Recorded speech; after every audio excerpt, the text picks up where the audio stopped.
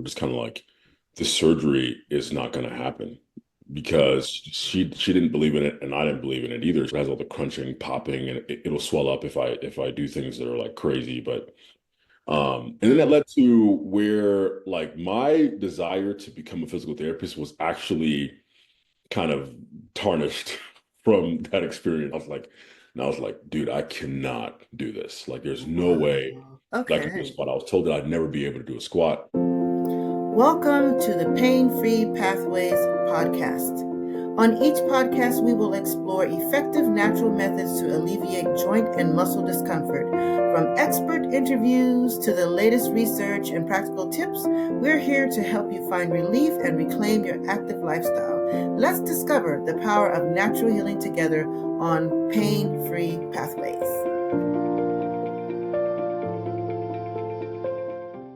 Welcome to Pain Free Pathways. This is a podcast dedicated to holistic health and wellness. And I am your host, Adina Verrett. And today we have a special guest, Dr. Tristan Ezeoke. He has received his clinical doctorate in physical therapy from Texas Women's University to further his knowledge of pain-free health and fitness. So thank you, Dr. Ezeoke, for being here today. How are you? I'm doing great. I'm doing great. I mean, I appreciate you having me on and excited to just get into it and Okay. talk about different topics that you have. So Okay, all right. you having me. Well, Dr. Exioki, I'm so glad you took the time. I know you're a busy man. Um, and so just wanting the audience to learn a little bit about you. And I know you're the owner of Injury to Victory. And Mm. so this is coming out of a personal experience. And so listeners, he has taken a personal experience, he's combined it with knowledge, and he has created a holistic approach to dealing with joint pain. And I'm excited to talk to him, and I'm excited to hear what you have to say because I really do believe the body has an ability to recover. And it's not a very popular message, but I'm glad to find that there's people who are starting to try to change that understanding. So can you first of all just share with the audience what was that personal experience? And you had a joint problem, and then there was a key person that came into your life, and some of these things have just shaped what you're doing today. Yeah. So there was a lot of things that I guess went into my personal experience and what I focus on now, how I focus on it. And it started back whenever I had this um horrible injury from it was football. It was like the third knee injury that I had had. Ooh. And prior to then, it was through dancing. Like I was just dancing in a room. I was going crazy. I don't know what was going on. Because I was dancing. I don't even know what I was dancing to. It was some music that I liked a lot. It was Uh-huh. just me by myself. And I was doing this move and my knee had dislocated. The actual kneecap had Okay. popped out. So that was the Okay. first thing. Second thing was I was just playing basketball and then my knee had popped out again. I was going for like a rebound. This was back in high school, Okay. uh, where I was going for a rebound, knee popped out again. Had to be popped back in. The third occurrence was whenever I also was playing football in high school, and I was tackling someone, and his friend got really angry at me and was like, "Hey, you shouldn't do that," or whatever. Like, that's my friend. It's kind of like an ego thing, Uh-huh. this football, and you should tackle people, but and and so then he said something, he said like this like slur, which probably wasn't the coolest thing back then, but high school. And so I was coming around to sack the quarterback, and he dove, or he kind of like headed for my knee. And so as I was coming around, Uh-huh. and then he hit my knee, then my kneecap dislocated, but it also twisted as well, which ended up I tore my meniscus, Mm-hmm. PCL, MCL, LCL, a Oh, strained my ACL, and also shaved a little bit of the cartilage off the front of my knee. oh my Uh, goodness. so, so long story short, that led to a long time of a long period of knee issues, Mm-hmm. on and off with where I was given pain pills, got imaging, went through physical therapy, and then the surgeon was kind of like, "Hey, if you don't get surgery, you'll never be able to squat again, Mm-hmm, you mm-hmm. know. Oh wow. And he can And squat, you guys. So so they weren't telling him the truth. yeah, Wow. Yeah, so yeah. you were set up very early on to having Hmm. problems later. And I Hmm. definitely have, I see that with patients that, a lot of them will come with the problem and they'll say, "Oh no, I haven't heard it." And then I'm like, Hmm. something's gone on. And the Yeah, history, a lot of times is years ago, yeah. and yours is pretty traumatic though. That's so this is Hmm. very significant that was that traumatic. Wow. So Yeah. then, so what happened then that I guess you made a decision about this surgery, right?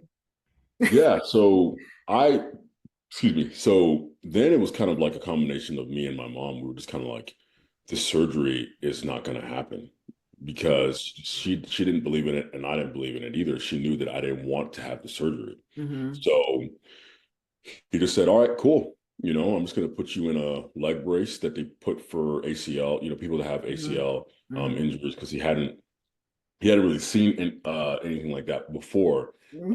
That's a lot. Everything but the ACL got torn, got like torn, Fine. Mm-hmm. and but the ACL was just strained, so he just kind of put me in like that full leg brace that the Mm-hmm.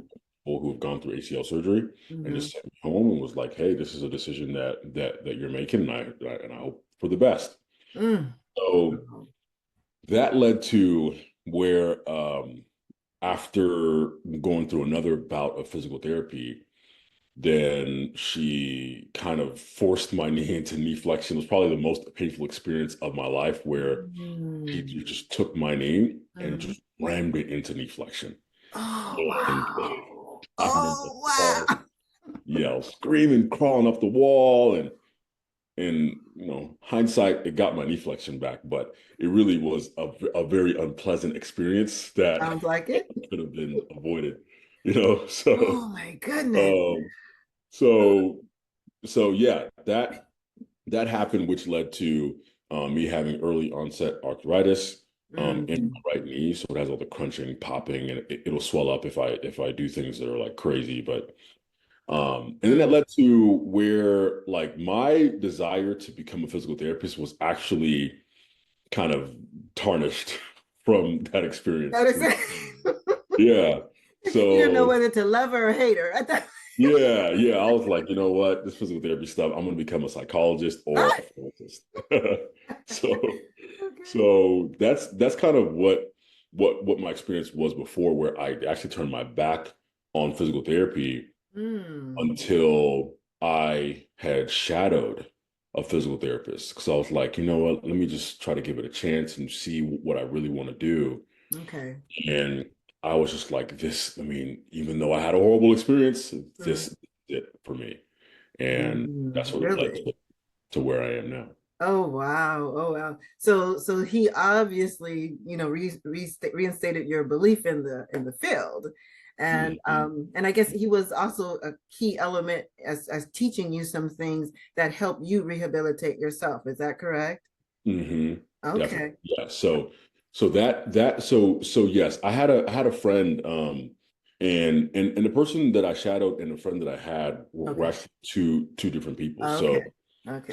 so the physical therapist that I shadowed was huge and just kind of like showing me like, oh yeah, like it's kind of like a combination of fitness and healthcare. And I was like, oh my gosh, this is Mm-hmm. this is life. Mm-hmm.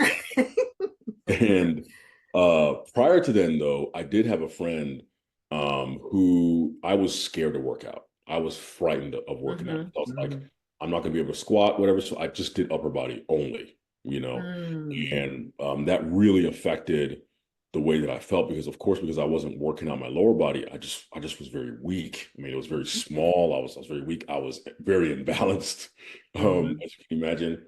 And that friend that I had, his name was Osi, um, was actually the one that helped me to get back into working out, where he helped me to Okay. work out my lower body in a way where it's like, hey, dude, I know that you've gone through all this stuff. Mm-hmm. Here are some things, start off with this, start off with that. And he just helped to rebuild my confidence over time to now where I'm able to work out freely and jump, play Mm, basketball, and do the everything. things that I want to do despite having arthritis within my right knee. So, Okay, okay. yeah. So then, Mhm. so your friend OC was more like an athletic trainer, or was he? What was his background? Yeah, so he actually his brother was a trainer, Okay, and he just interesting. absorbed a lot of information from his brother and a lot of just information on the internet that he had just accumulated over Mhm. time. And Wow. I don't know. Honestly, I really don't even know, like kind of looking back on it, how he kind of guided me through a lot of those things. Um, I really, because he like things just kind of increased over time. Like I don't know, just kind of looking Mhm. back on how he Okay, even had that knowledge. like the knowledge or the wherewithal. I think he probably had researched things online. Mm-hmm, Just mm-hmm. kind of helped me out that way. So Wow, wow, interesting. Yeah, mhm, so you bring up an important point because a lot of people are told when they have a knee problem, don't do this, don't do mhm, that, mhm, and then there's that fear, and it creates mhm. that vicious cycle. They Yeah. they're afraid to move, they don't move, they get weak, and then the problem becomes worse.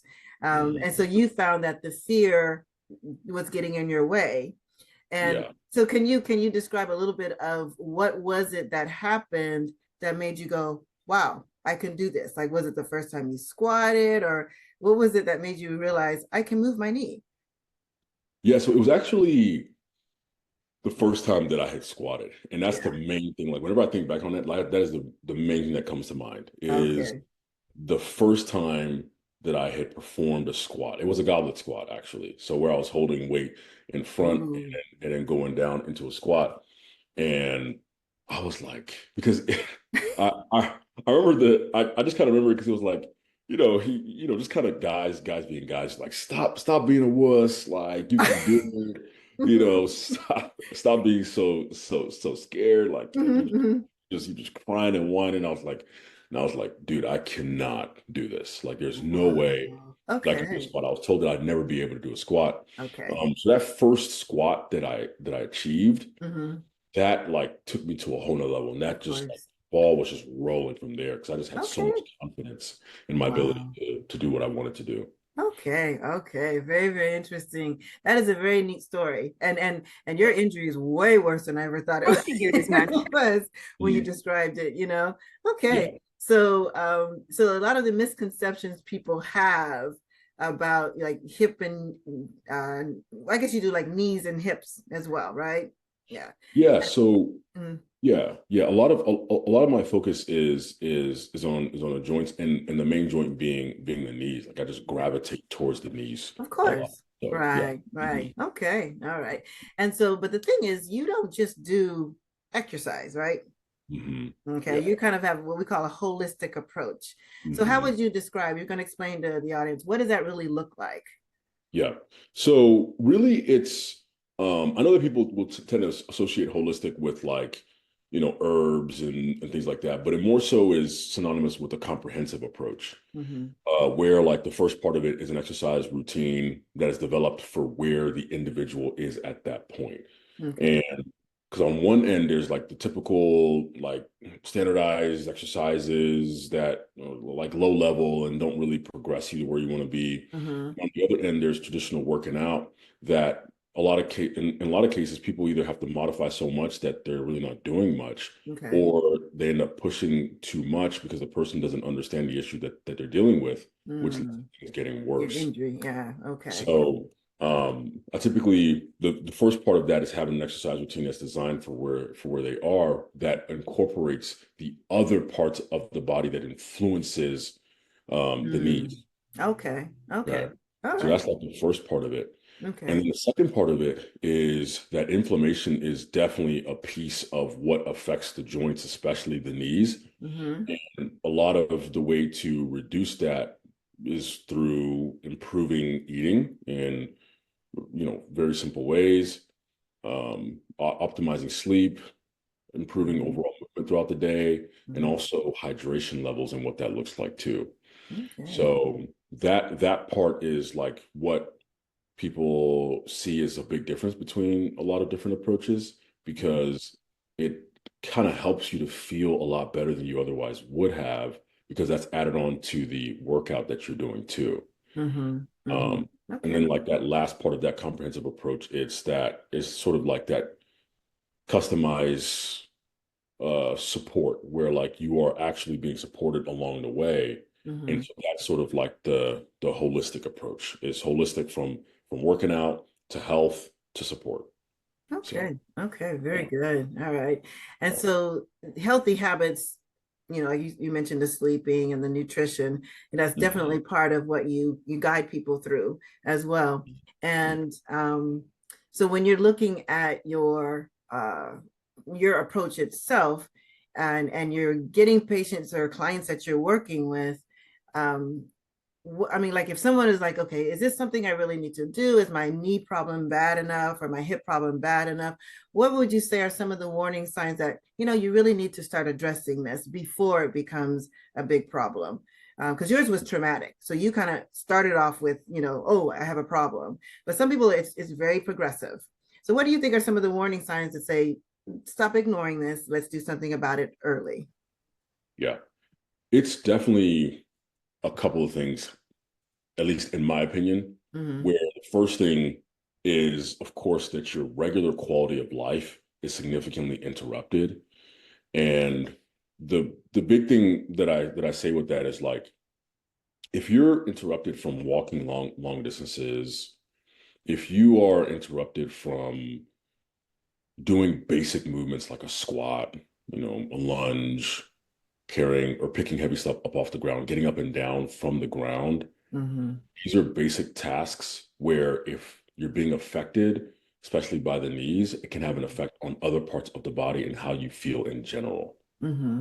So that's a huge piece. The Okay. second thing that I tend to say is when you have to constantly worry about your knees, especially, Mm-hmm. like the constant worry is not just about the mental load that it puts on the individual. Mm-hmm. It's also about the fact that your quality of life is so interrupted that you can't even do the things that you want to do with freedom because you're constantly having to think about your needs, you Mm-hmm. know?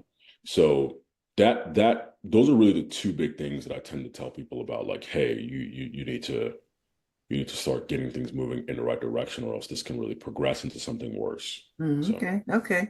All right. Very good. And so when you look at the joints themselves, and you had soft tissue, some cartilage damage as well. And do you feel like those tissues have ability to recover? And we're told not to say heal. mhm. But do you feel like that's what's happening when you're doing what you're doing with the hips and the knees? Yeah, so I mean, there are certain structures that have the ability to recover better than others based off of blood flow. Like for instance, the meniscus, depending on what part of the meniscus was affected, there's more Mm-hmm. blood flow versus another part where there's less blood flow. So I am really of the thought pattern that the body has natural mechanisms to heal itself, Mm-hmm. and we just have to make sure that we're not interrupting that. Yeah, yep, yeah, Yeah. yeah. You know, I so totally agree. so so Hmm. that's kind of like the thing where it's like using movement, Hmm. using changes in lifestyle to Hmm. help to encourage that natural healing process Hmm. where like for someone who has arthritis, for instance, I mean, you can't regain cartilage. Of course, like you're not going to have the cartilage of your 20-year-old knees. But what you can do is you can fortify the other structures that could possibly have been affected that could have been affected by the arthritis to Hmm. help to support the activities that you want to do. Hmm. And so I think that healing can support other structures or healing can help the structure itself that's been affected. Right, That's right. sort of like my Right. mindset. Yeah, very, very good. Very good. Yeah, so like I said, I agree with everything that you're sharing, and I really appreciate the work that you're doing in this arena. So you do this as kind of a coaching style program, and I know you're out of Texas. So are you doing this just locally there in Texas? Are you doing this virtually? What is your approach here? Yeah, so I nowadays, especially this year, is primarily virtually is how Mm-hmm. I work with people. So sort of like a manner of coaching people Okay. through specific individuals through doing more without having to worry so much about the knees, Mm-hmm. especially when they've gone through a lot of other things to try to get to what they want to do specifically. Like for a lot of people, it's like wearing heels, dancing freely, working out freely. Mm-hmm. It can be as simple as going up and down the stairs without having a shuffle, or really like go one step at a time. For a Time. lot of Mm-hmm. people, it's like getting up and down from the ground a lot more comfortably. So it really is related to helping people who have issues with doing the things that they want to do freely, and they want to improve their quality of life without having to think so much about joints of the body. Mm-hmm. So doing that online has opened up the door for me to be almost like a coach in a lot of different ways, Mm-hmm. and has also opened up the door for me to be able to help a lot more people than I otherwise would be able to, Mm-hmm. and has also opened up the door for me to allow for people to have more access to me in a way that otherwise wouldn't have happened, Mm-hmm. you know? Yeah, yeah. The So, the virtual world is it's pretty amazing, and mhm, yeah, sometimes the connectedness, I mean, literally, it's worldwide. mhm, Sometimes even on Facebook, I get questions from somebody's in Australia, and I'm like, wow, yeah, you know. yeah, no, So no, yeah, sure. yeah. So it's pretty awesome. It's pretty awesome. So you work with people who have knee problems and hip problems. You do it as a coaching program. And so are certain age group you work with? Can you tell a little bit about if people are interested in working with you, whether or not they Mhm, would qualify? mhm. Yeah, so generally it's really like the typical person that I'll work with is anywhere from 40 to 65, Okay. and they're individuals who have issues within their knees primarily, Okay. and other joints of the body that are affected as well too. So like, hey, I have knee issues and a lot of stiffness in my hips, or I have knee issues, a lot of hip stiffness, and my lower back aches quite a bit. Mm-hmm. Or I have knee issues, lower back, hip stiffness, lower back issues, and sometimes I have a little bit of some sciatica that goes down the leg. Mm-hmm. So it's very individuals who value their health, value a high quality of life, Mm-hmm. value the process of reversing aging, Right. and doing so in a way where they don't have to worry about the joints of the body. Okay. So Okay.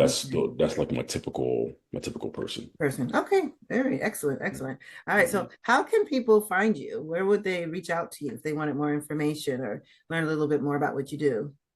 Yeah, so my main mode is through Instagram. Mm-hmm. So it's at Doctor, so Dr. period Tristan Tristan Okay. Ezeoke Mhm. Ezeoke. Okay. And that's typically where you can just message me there, or you can also just send me an email through my first last name. So Tristan is okay at Mhm. injury2victory.com. Okay. Is where you can send me an email, or you can just visit injury2victory.com, number two between injury to victory, Okay. /coaching. And that's where you can also sign up to speak with me too. Even if you just want to just like say, hey, like what do you even have going on here, whatever the case is. Um, then Okay. I love talking about this and talking to people. So All right, very good, very good. Well, I will definitely make sure we include that in the notes, that go with the podcast release and everything. And so you've shared a lot, and I really appreciate all that you've shared. And I've learned, and it's just amazing to me to hear how much of an injury you had. And yes, it's very strange, you all, to have that much trauma to his knee and his ACL was pretty much intact. That's yeah. very unusual because that's the biggie, typically. So yeah, Yeah. but it's just his story represents what the body is able to do if we just give it a chance. And a lot of us are very caught up in what mainstream is telling us, but I have to be careful. But we realize we're not realizing that our healthcare system a lot of times is driven by money. And there are those of us who are healthcare providers who want to be driven by the excitement of what the body can do. to recover. So I hopefully, you've learned something. It's giving you hope, and you have ways to reach out to Dr. I've been saying it wrong, Ezeoke. No. Ezeoke. I know. I know. It can be a tough That's okay. pronunciation. That's okay. But Should have asked you that before. No, you're good. You're good. It's Dr. Yeah. Ezeoke. Yeah. And then so just a couple of trivia questions. So, all right. Yeah. So if you could eat one food for the rest of your life, what would it be? That's a great question. That's a great question. I would say apples. Really? You're a diehard lifestyle man. It's between apples and I was gonna say salmon, but I know that the mercury poisoning issue, but it's between apples and salmon. I love apples. I eat a little bit too much. I buy like 10 a week, and I'll finish it. Yep, easy. So, I put them in my smoothie, so it's like I like yeah, them too. Yes. yeah, yeah, All definitely. right. And then the last question is, if you could teleport anywhere in the world right now, where would it be and why? Um, Man, that's a great question. If I could teleport anywhere in the world, um, I would probably say, and this is interesting, but I'll probably say Egypt. You know, Ooh, okay. And why yeah, would that yeah. be? I think that I've always been so fascinated with history as it pertains to Egypt. Um, Even with like biblical history Mhm, and just like the pyramids and everything that pertains to history with Egypt. I don't know why I find it so fascinating, but mhm, there's so much that is related to Egypt when we look at history, and it's just something that's so fascinating to me. mhm. Yeah, So yeah, I can understand that because I am still fascinated by the pyramids. yeah, same. And it's like we 2024, we think we have all the technology, we have all the equipment, and Mhm. we don't know how they did that, and it's symmetrical. Yeah, I get you there. Yeah, Very good. 100%.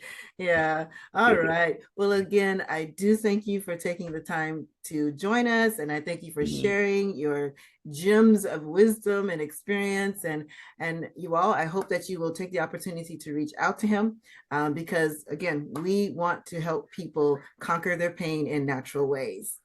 So thank you for joining us. Until next time. Thank you. All right.